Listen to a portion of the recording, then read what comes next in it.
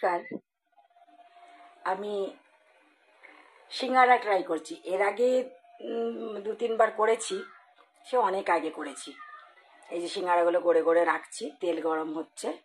এই যে আলুর মশলাটা বানিয়েছি, আলুটা সেদ্ধ করে 5 ফোড়ন দিয়ে একটু ধনে টনে দিয়ে ফোড়ন দিয়ে জিরে ধনে পাউডার, জিরে পাউডার, ধনে পাউডার, লঙ্কা পাউডার, নুন হলুদ আর একটু আমার 5 মিশালি মশলা ভাজা আছে, সেই মশলা ভাজাটা দিয়ে আর বাদাম ভেজে মটরশুঁটি ভেজে, আমার ফ্রোজেন মটরশুঁটি থাকে ফ্রিজে, সেটা দিয়ে আমি আলুটা বানিয়েছি। এবার তেলটা হালকা গরম হয়ে এসছে। সিঙ্গারা তো হালকা আঁচেই ভাজতে হয়, তো এই যে আঁচ আমি সিমে করে দিয়েছি, হালকা আঁচে, হালকা, বেশি গরম হবে না তেলটা।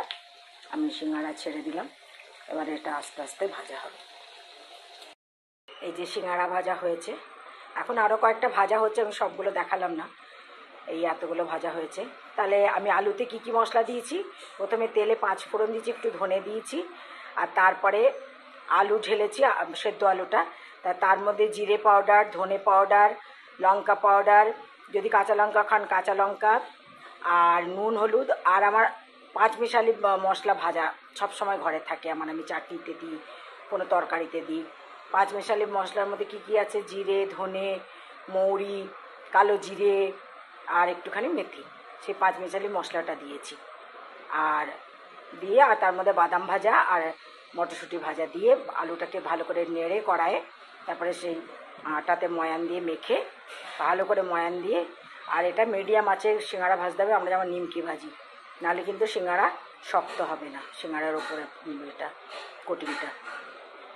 তো আপনাদের অনেকেই সিঙ্গারা ভাজতে জানেন, তবুও আমি ভিডিওটা বানালাম, হঠাৎ করে খেতে ইচ্ছা করলো।